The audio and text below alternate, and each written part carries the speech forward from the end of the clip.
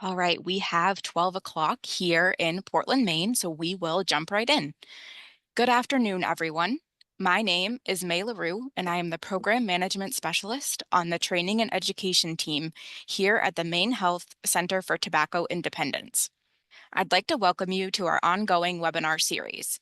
This is one component of our tobacco treatment and prevention education and training program, which is sponsored by and brought to you on behalf of the Maine Center for Disease Control and Prevention, Department of Health and Human Services. This webinar will be recorded and posted to our website following the presentation. We are offering one continuing medical education credit and one CHES credit for this webinar, which will be sent to those who attend the entire session. In order to claim CMEs, you must have a profile in Cloud CME. If you already do, you will find your credits in your profile within a week of this event. If you do not have a profile in Cloud CME, you can find instructions on how to make a profile in the post-webinar email. For those that are collecting CHES credit, record of your attendance will be sent to NCHEC after the event. Only those who registered for the webinar, connected via the Zoom link, and attended the full session will be able to receive CMEs and CEUs. At the conclusion of today's webinar, an evaluation will appear on your screen as well as be sent to you via email within 24 hours. We encourage you to take the time to provide your feedback, as it is not only helpful to us in planning our webinar series, but to our presenter as well. Today's webinar is titled Lung Health and Tobacco Use and is presented by Keith Walker of MaineHealth. Keith Walker is a licensed clinical social worker and a tobacco treatment specialist. He has worked as a therapist in the mental health field for many years. Prior to joining the Center for Tobacco Independence Training and Education team, he worked on the Maine Quit Link for 10 years. He is also a poet, a potter, and a provider of spiritual guidance. Before we begin, all the phone lines have been automatically muted to help reduce background noise. We do, however, want you to participate in the session. Please type any questions you may have during the presentation into the Q&A box, and we will address them as time allows at the end of the webinar. And for your convenience, a copy of this presentation will be sent out via email. And at this point, I would like to turn it over to Keith.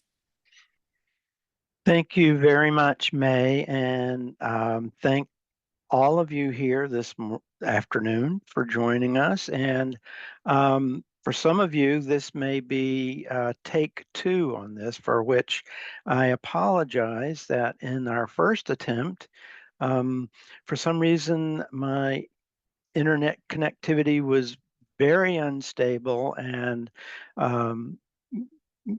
May helped me, and we did all we could, but we just couldn't make it work that day. So I'm in the office in Portland today. Everything is going smoothly. So again, apologies for those of you who tried to participate in this webinar before, and thank you for coming back for our rescheduled presentation today.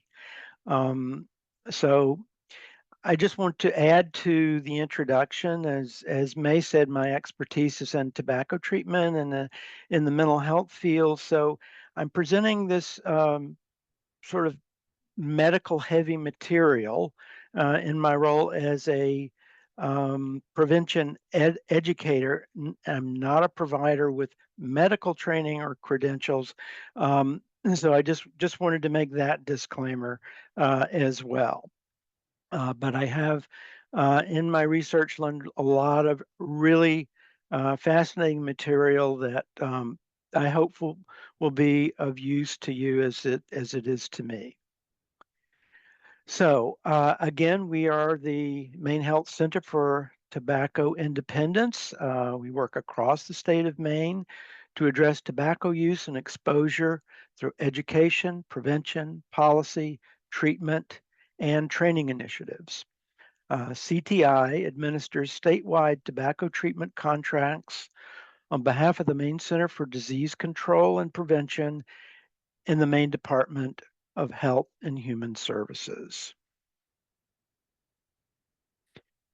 And as we gather in this virtual space, we want to acknowledge that we are on the traditional territory and ancestral lands of the Wabanaki people, who for thousands of years have called this place home.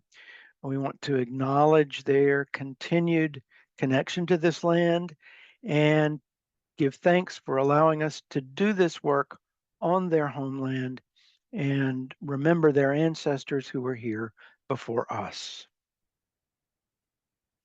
And references to tobacco today refer to commercial tobacco use, not to sacred and traditional tobacco use by American Indian communities.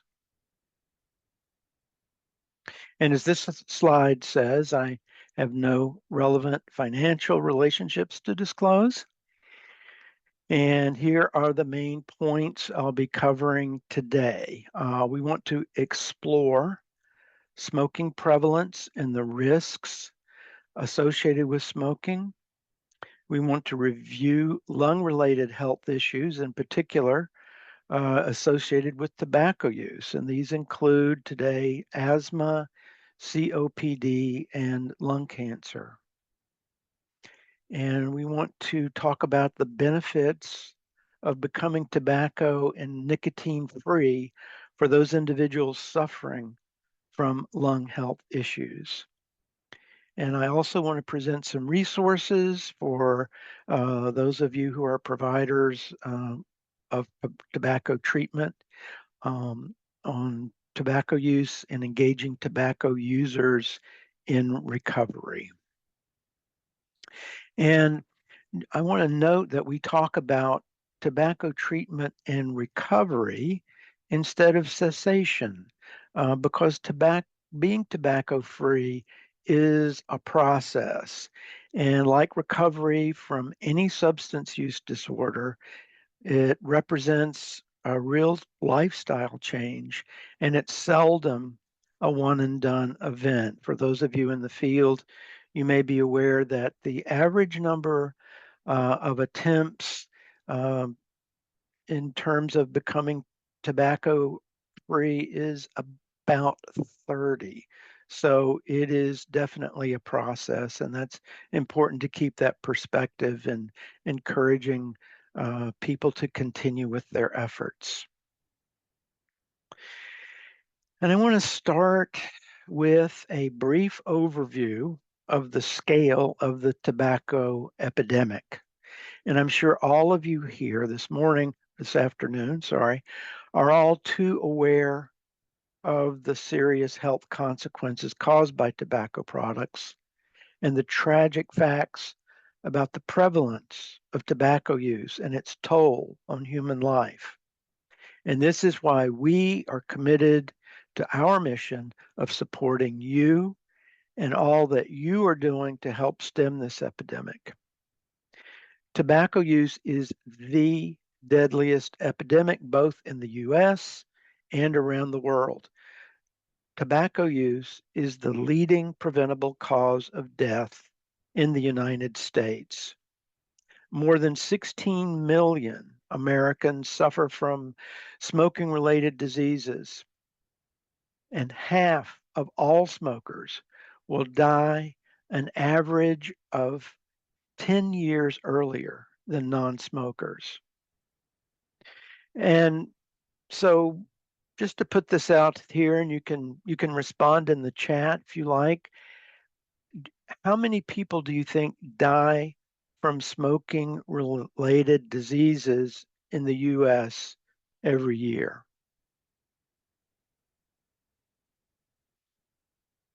So I'll just pause for a second to see if we get any responses on that. Yes, I've seen a couple come in at 480,000. Whoa. Well, you guys are right on the money.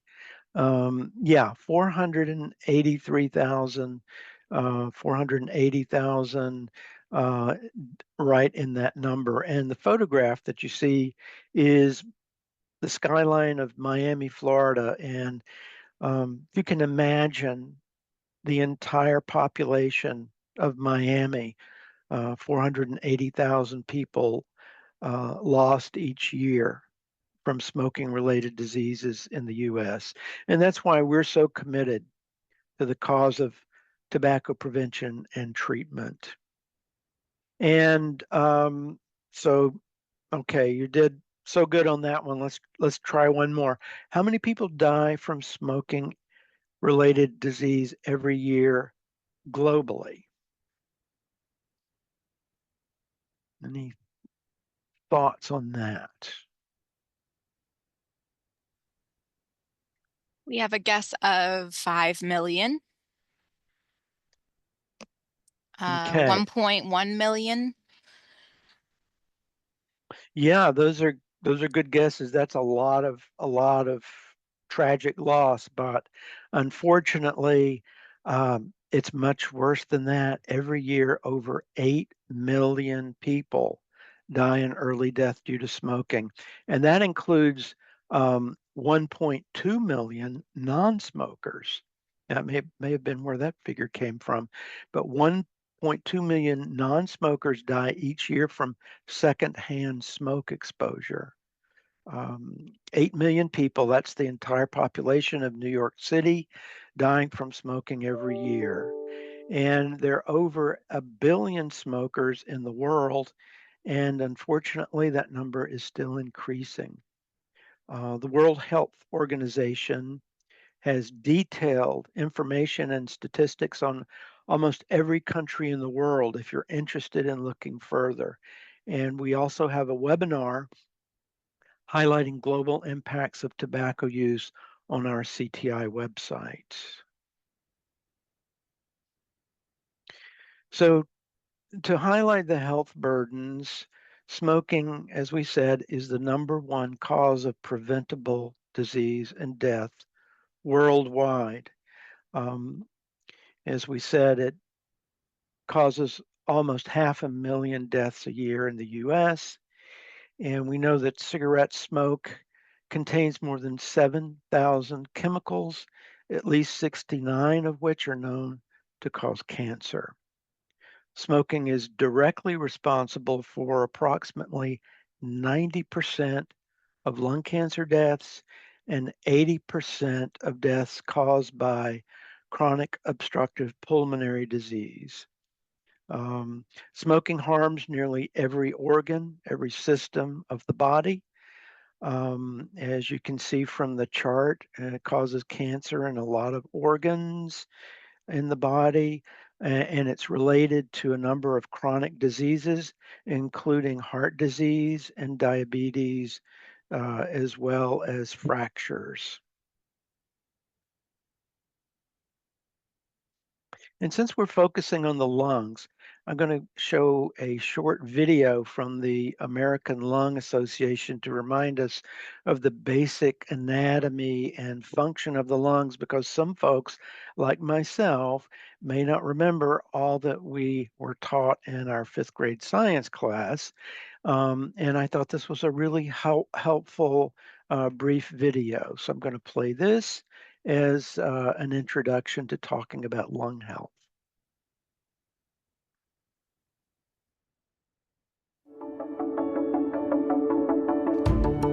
You can live for 2 weeks without food, 2 days without water, but only 2 minutes without air.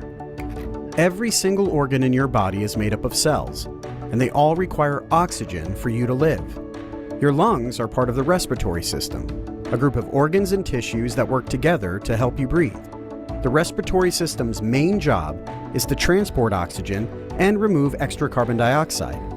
Let's start by looking at the components of this important body system. The diaphragm is the main muscle for breathing. This dome-shaped wall of muscle does most of the breathing work by expanding and contracting the chest to draw air in and out of your lungs. When the diaphragm contracts, air is pulled into your airway through your nose or mouth. Air then travels down your airway, or trachea, dividing into your right or left lung via the bronchi. The bronchi then separate into small tubes called bronchioles. Like tree branches, bronchioles divide into thousands of even smaller passages. At the end of each bronchiole is a cluster of little air sacs called alveoli. Alveoli are wrapped in tiny blood vessels called capillaries. The air you breathe in fills these air sacs with oxygen-rich air. This is where the exchange of gases occurs. Carbon dioxide is the gas our body naturally produces. We must get rid of this waste gas. At this point, the capillaries are packed with carbon dioxide and the alveoli are full of oxygen. Oxygen crosses over from the alveoli into the capillaries where the red blood cells capture it. At the same time, carbon dioxide passes from the capillaries into the air sacs where it can be removed. The oxygen-rich blood cells are transported throughout the body and the lungs exhale the carbon dioxide. This never-ending cycle keeps all parts of your body supplied with oxygen. Your lungs have developed a few defenses against constant exposure to particles in the air that you breathe in. Your bronchial tubes are lined with cilia, thin little hairs, and coated with mucus to capture these unwelcome intruders and sweep the mucus-coated particles back up to your throat until you cough, sneeze, or swallow to get rid of them. All day, every day, your lungs repeat this critical job of keeping your body supplied with the oxygen you need. That's why we say, when you can't breathe, nothing else matters. Learn more at lung.org.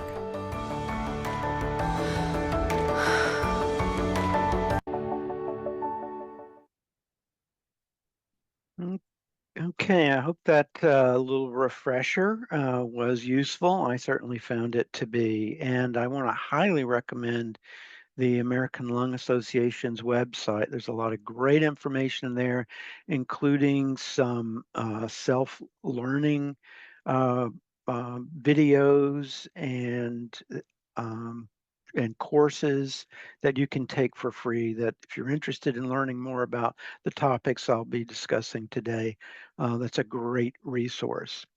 So now we're going to shift our focus to asthma. We're going to look at what it is, what triggers it, and how do we treat it. So asthma is a chronic or lifelong disease that can be serious and life-threatening. There is no cure for asthma, but it can be managed and individuals can live a normal, healthy life. And from a personal perspective, my wife has had asthma for, over 40 years, and it's very well managed with her medication.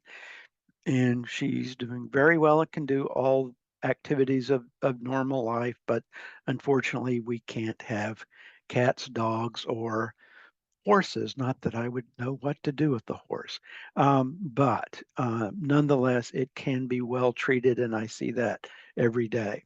So, what does asthma do? It causes swelling.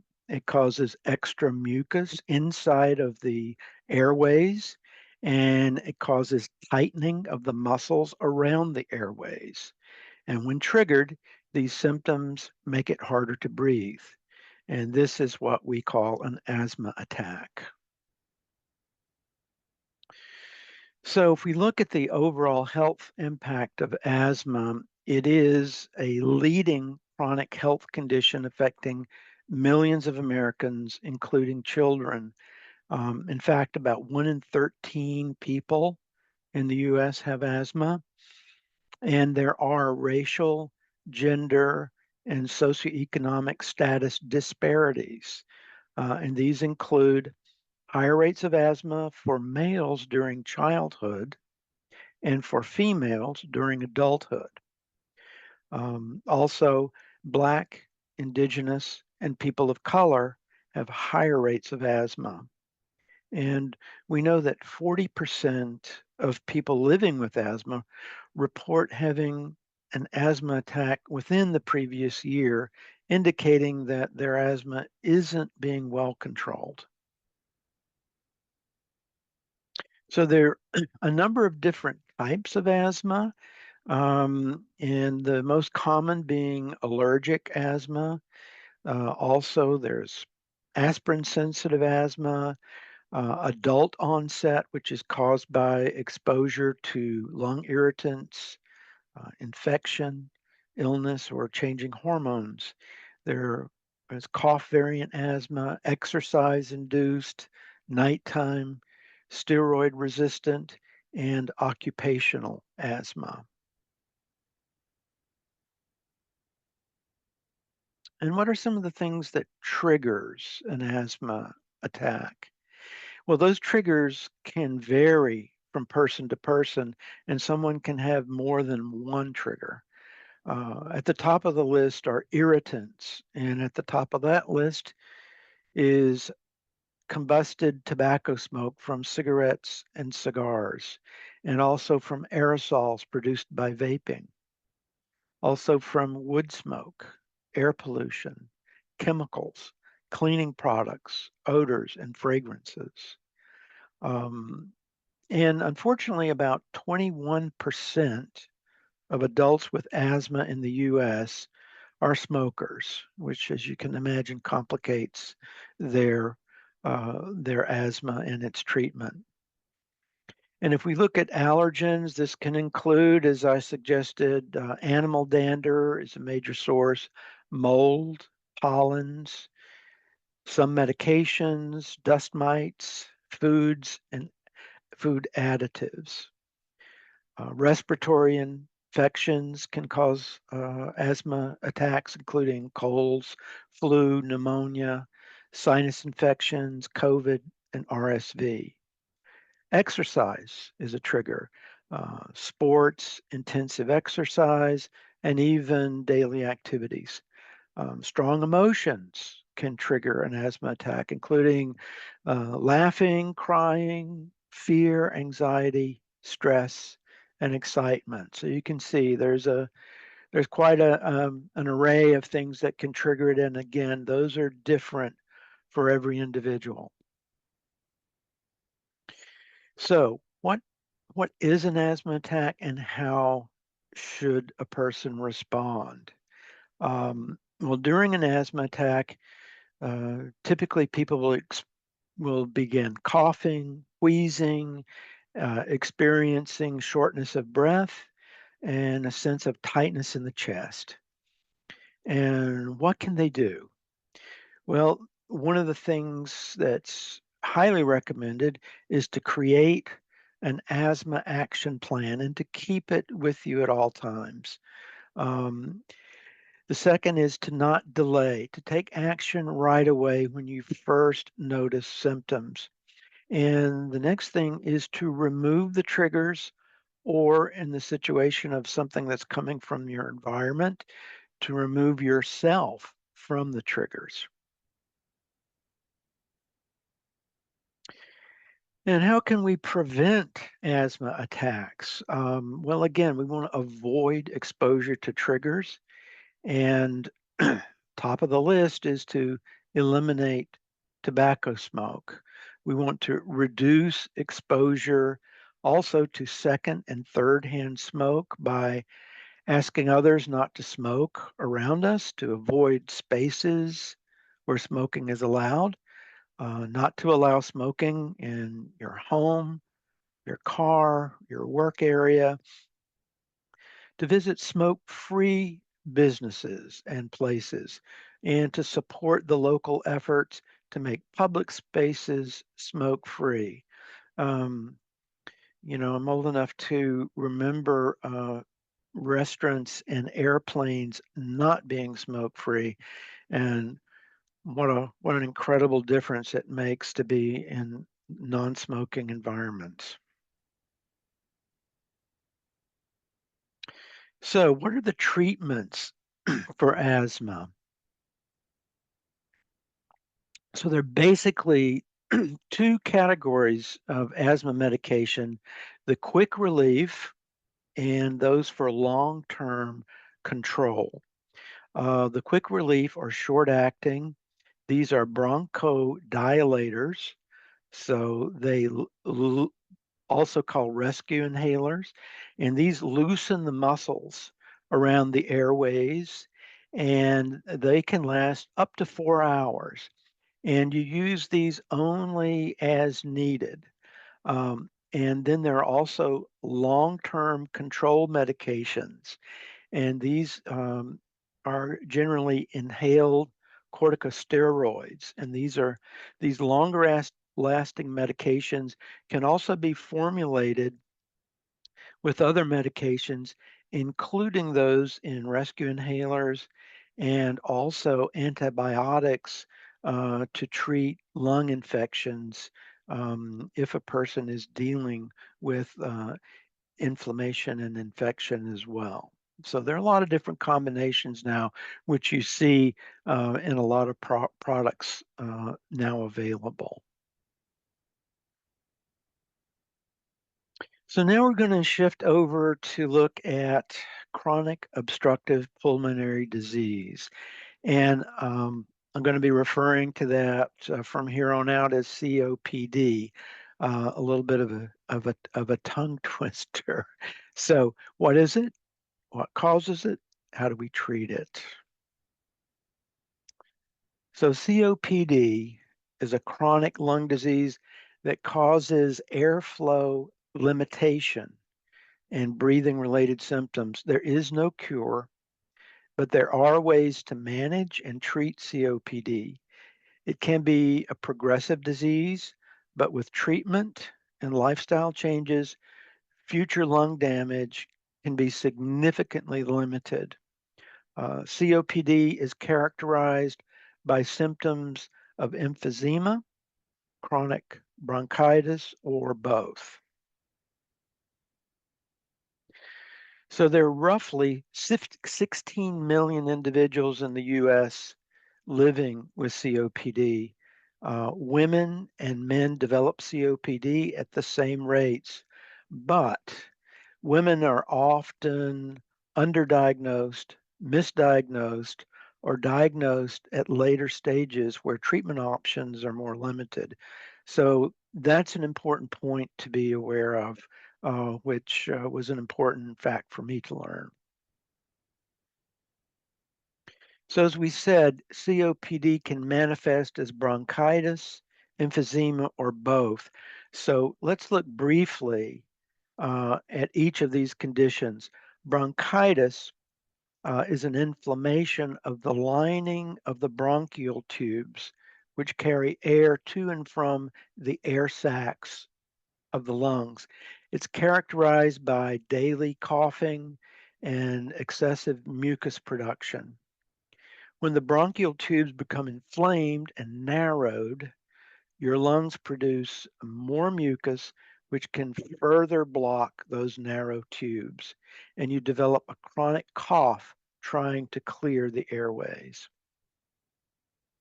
Emphysema is a condition in which the alveoli, or the air sacs at the end of the smallest air passages, are destroyed as a result of damaging exposure to cigarette smoke and other irritating gases and particulate matter. This lung disease causes destruction of the fragile walls and elastic fibers of the air sacs, and small airways collapse when you exhale, impairing the outflow of your lungs. Um, we had a nurse here working for a number of years who used to demonstrate this by passing out those little coffee stirrers. I know we're not supposed to be using plastic anymore, but we didn't know that so much then. But she would have us breathe through those tiny little narrow coffee stirrers just to see how difficult it was to breathe when you had difficulty not only breathing in, which is what we usually think about, but also breathing out is very difficult. And when you can't breathe out, you can't free your lungs to take the next breath. So it was a it was a very graphic, vivid way to experience what someone with COPD lives with every day and sometimes every breath. So I want to emphasize in looking at the causes and risk factors, again, 9 out of 10 cases are caused by smoking. Smoking weakens the lungs, defenses against infection. It narrows air passages, causes swelling in the air passages, and destroys the air sacs. Long-term exposure to secondhand smoke, dust, fumes, and chemicals can cause COPD. Some occupations have higher exposure levels, and these include welders, coal miners, rock miners, tunnel workers, and concrete manufacturers. There are also military risks that include exposure to Agent Orange and other tactical herbicides. Individuals who've had repeated childhood respiratory infections may also have an increased risk of developing COPD. And let's look at treatments for COPD.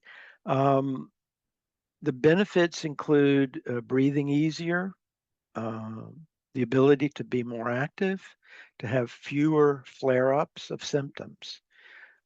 Treatment is an individualized approach, and the best treatment options will differ from person to person.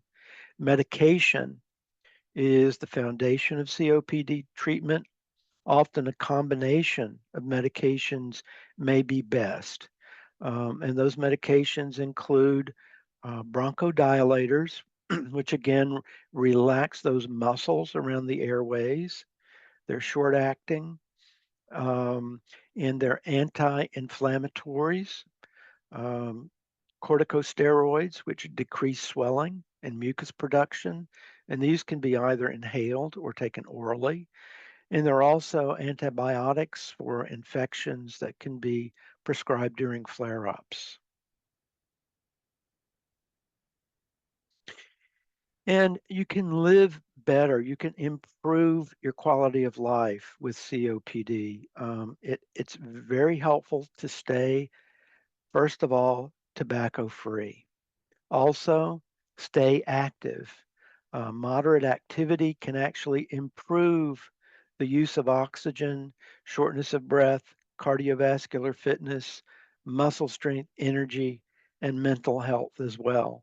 Um, Again, as with asthma, it's helpful to have a written COPD management plan. It's very important to monitor and act immediately to address worsening symptoms. And some important access resources for quitting tobacco, our own Maine Quit Link. If you're from another state, there are quit links in every state that are free and open to all. There are also COPD support groups, such as those offered by the American Lung Association. And now we're going to shift and talk a little bit about lung cancer and tobacco use.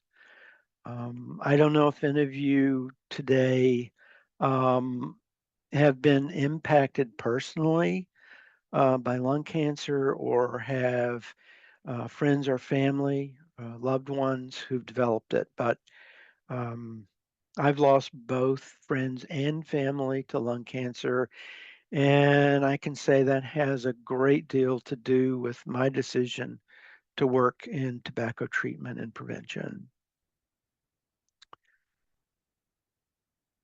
Lung cancer happens when normal cells in the lungs change into abnormal cells that grow out of control.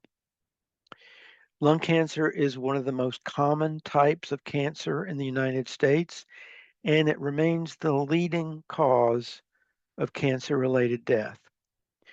With expanded screening, increased treatment opportunities, and decreased rates of tobacco use, the rates of lung cancer are decreasing nationally. Individuals diagnosed with lung cancer are, on average, living longer after their diagnosis, and this is due to early detection when treatment works best.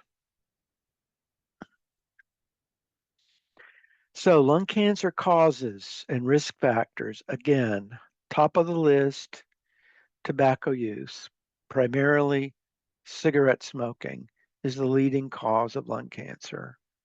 Additional factors include exposure to secondhand smoke and exposure to radon, which I'm going to talk about a little bit more in a few minutes, and as to asbestos. Also, genetic mutations can play a role in a family history of lung cancer. And these are a list of lung cancer symptoms, and I just want to emphasize that these symptoms are not exclusive to lung cancer. It's important for an individual to discuss their symptoms and risk factors with their provider. Symptoms like persistent cough, difficulty breathing, spitting or coughing up blood, hoarseness, chest pain, headaches, and so forth. Again, the important thing is for a person to be checked out as early as possible for early detection. So there are two primary types of lung cancer: small cell lung cancer and what's referred to as non-small cell lung cancer, which can be either adenocarcinoma or squamous cell carcinoma. The different types of lung cancer grow differently and are treated differently. And non-small cell lung cancer is the more common form. And due to limitations of our time, I'm not going to go into great depth here, but again, highly recommend the uh, American Lung Association's website for much more information. So there are a number of different treatments available for lung cancer, including surgery, radiation therapy, chemotherapy, targeted therapy, new medications that can address cancers that have certain markers and characteristics, and also immunotherapy, which works with the body's own infection fighting system to stop the growth of cancer. And there are huge benefits for quitting tobacco when dealing with recovery from lung cancer. Quitting tobacco can improve an individual's health and make a big difference in their life. There are benefits for anyone diagnosed with cancer. When cancer survivors quit smoking, it speeds recovery time, it lengthens survival, it improves the effectiveness of treatment, it decreases the risk of cancer recurrence, and it decreases the risk of developing secondary cancers. Now, there are many challenges for people who are diagnosed with cancer, especially smokers with lung cancer. As you can imagine or may know, there's a tremendous amount of guilt and shame and self-judgment. So it's really important, I find, to really listen compassionately and offer respect and support to everyone, regardless of the choices they make around quitting, because that can really vary from person to person. But there are a number of benefits to being smoke-free, as we say. People who smoke cigarettes are 15 to 30 times more likely to get lung cancer or die from lung cancer than people who do not smoke. And we know that even smoking a few cigarettes a day or occasional smoking increases the risk of lung cancer. The more years a person smokes and the more cigarettes smoked each day, the more the risk goes up. People who quit have a lower risk of lung cancer than if they had continued to smoke, but their risk is higher than the risk for people who never smoked. But very important to emphasize, quitting smoking at any age can lower the risk of lung cancer. And lung cancer risk drops by 50% 10 years after quitting. So there are really substantial benefits to being smoke-free. So let's look at lung cancer screening, we talk about the benefits of early detection. And this can reveal early signs of cancer in people who have no other symptoms. So we want to find the cancer before it has a chance to grow. And lung cancers can be found before they spread when we have the best treatment options and outcomes. Screening can help prevent cancer deaths in people who've smoked a lot or smoked for a number of years, even if they've already quit.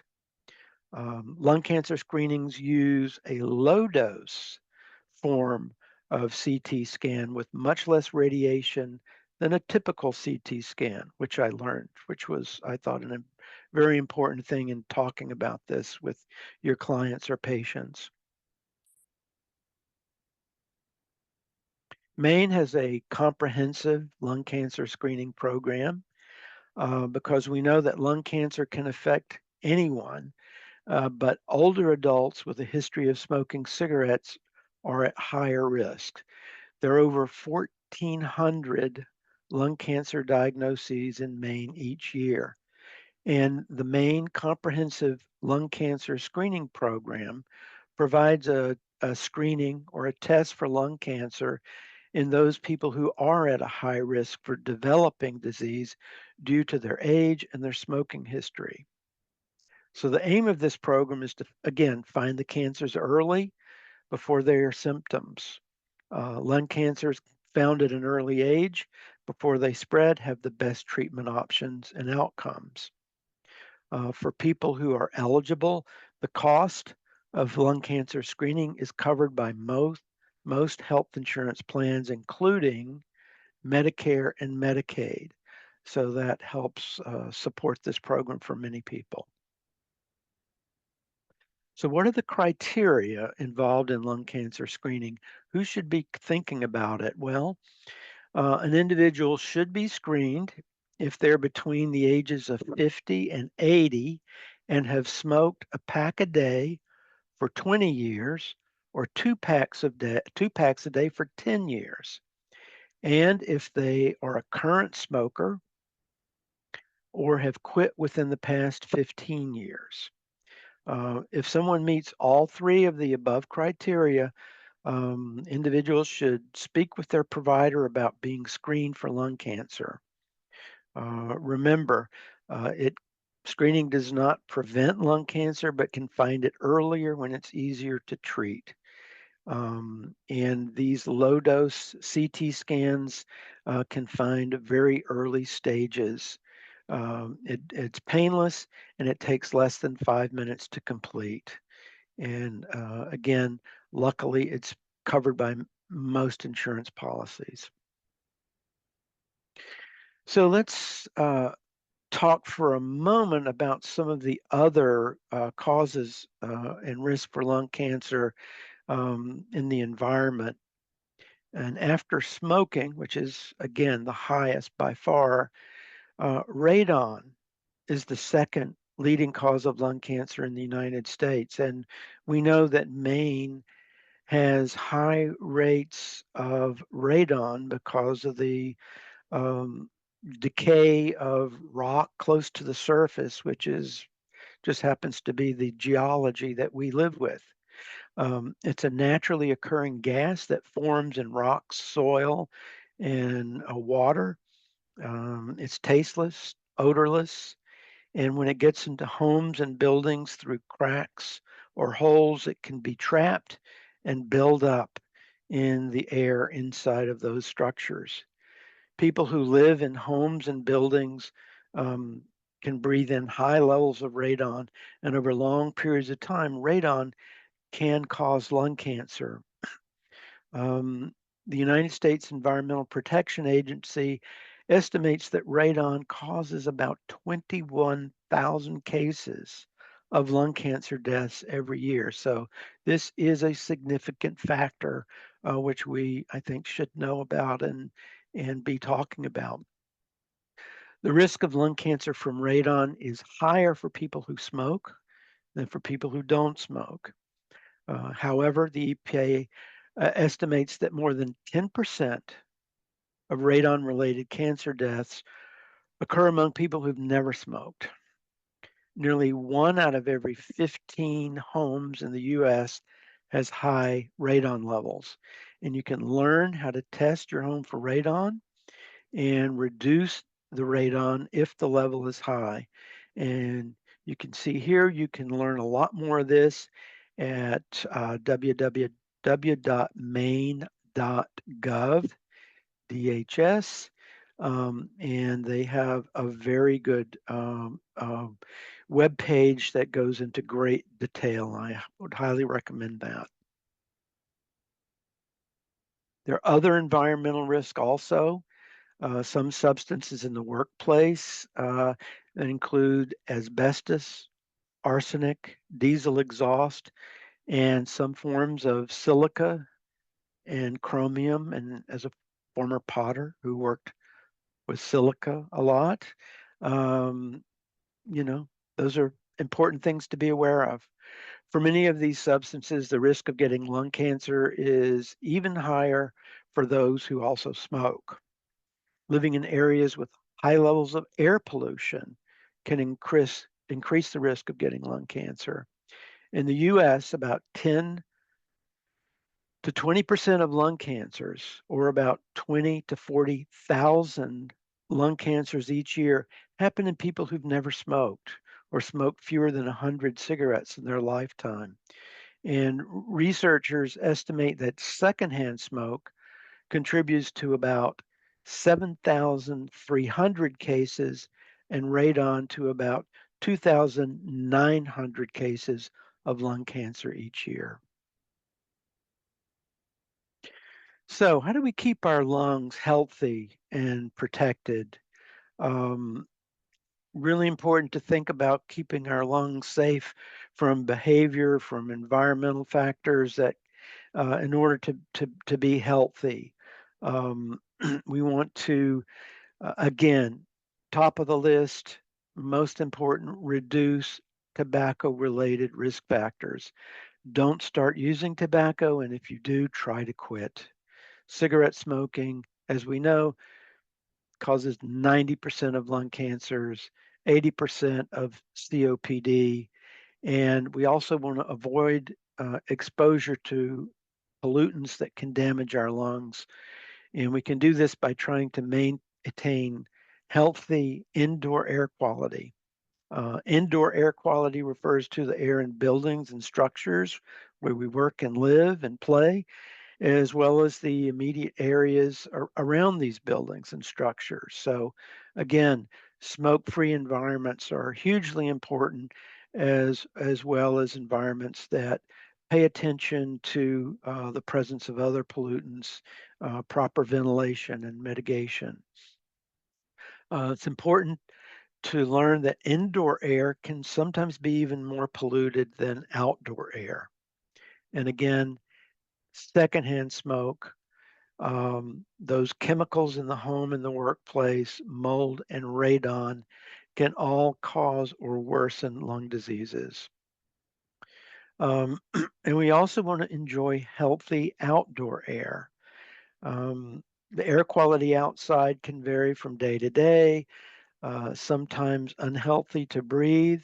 Because of my wife's asthma, I pay a lot of attention to the weather app on my phone, which gives me an up-to-date look at air quality, and people should avoid doing strenuous activities on days when the air quality is not good.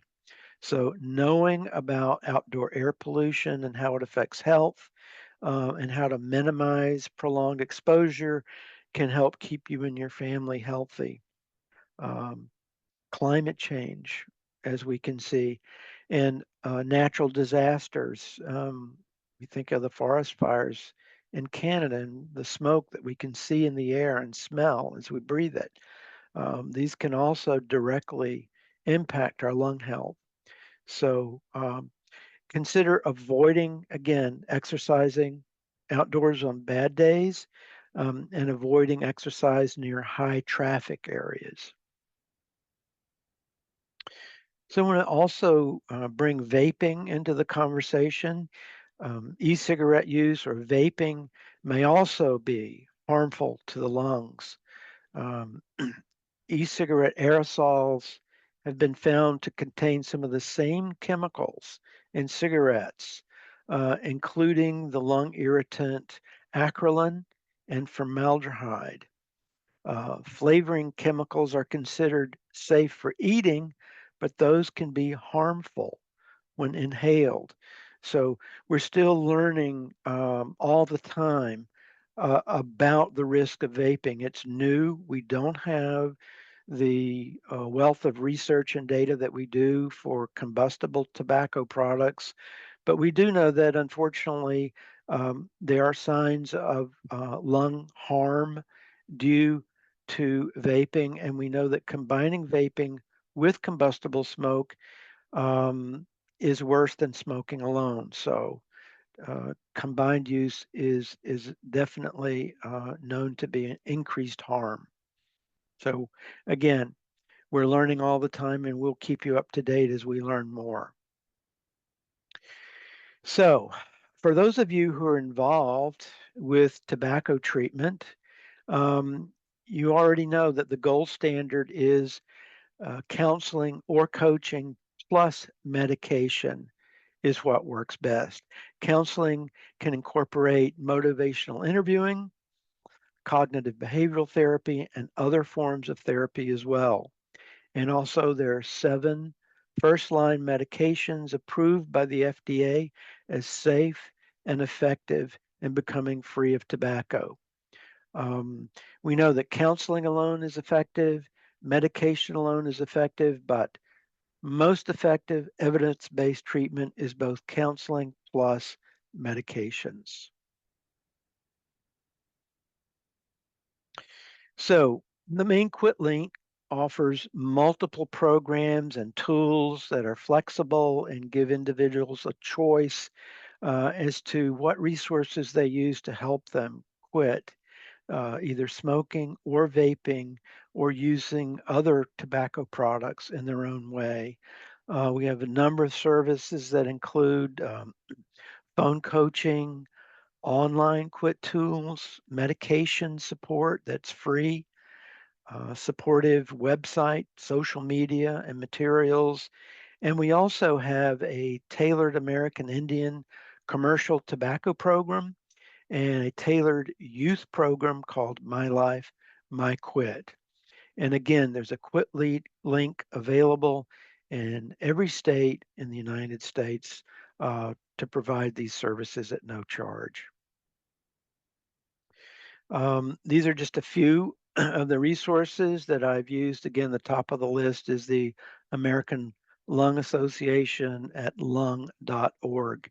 And again, I highly recommend them for information in their online learning resources and courses.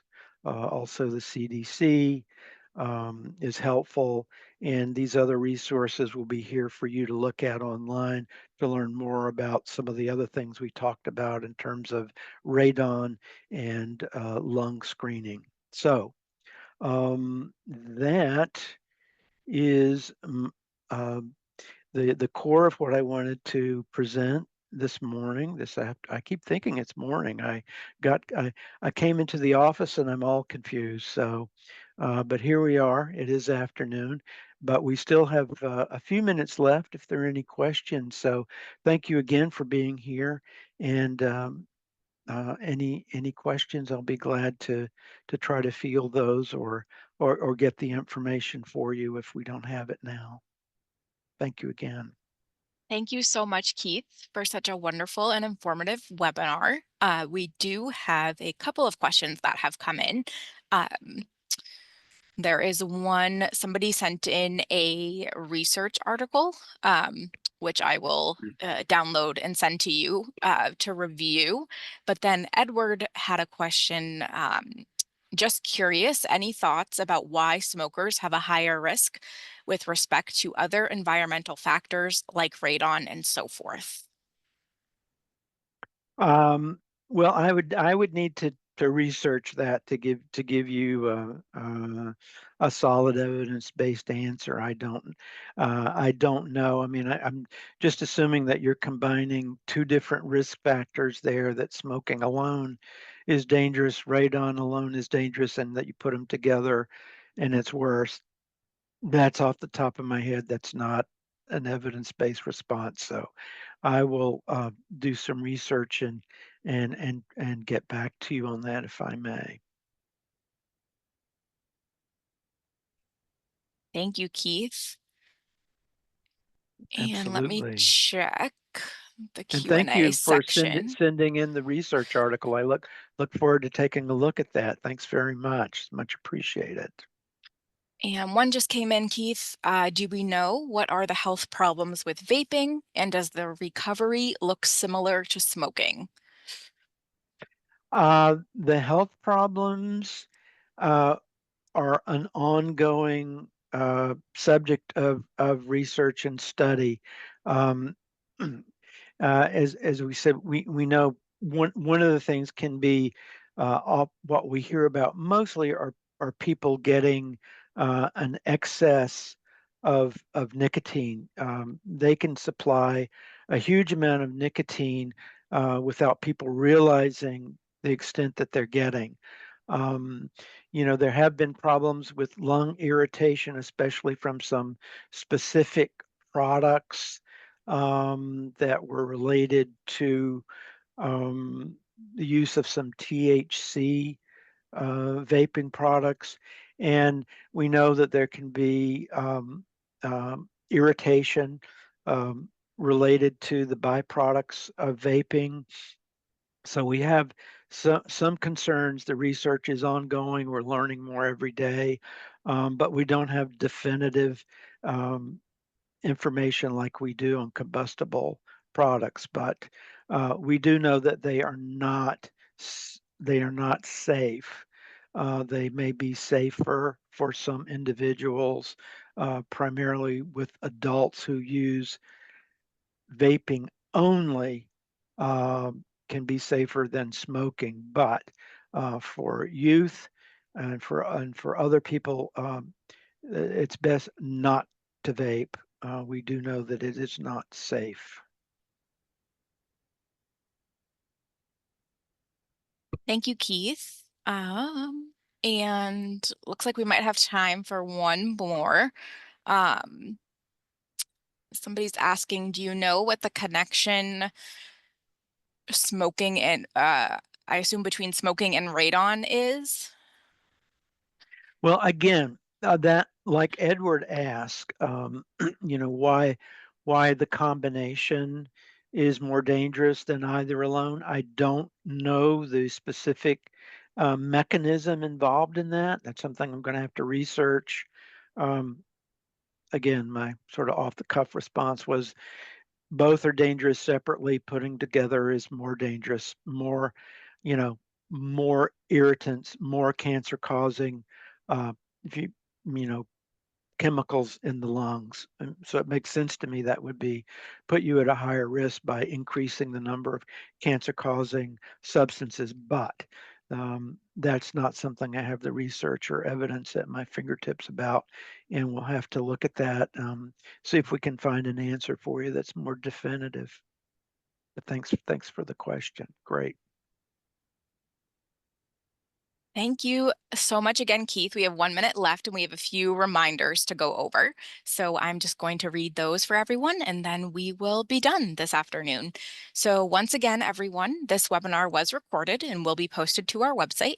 In order to claim continuing medical education credits, you must have a profile in Cloud CME.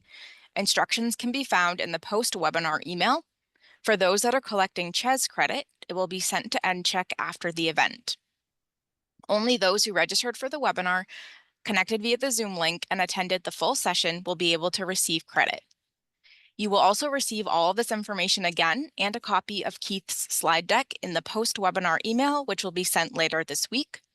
An evaluation will appear on your screen once the webinar is closed. Please take the time to provide your feedback. If you have any questions or concerns, please feel free to contact us with the email that you see there on the screen. And we thank you for your participation today. Take care, everyone. And thank you, everybody, for showing up today. I hope it was helpful. Thanks again for your time. Bye-bye.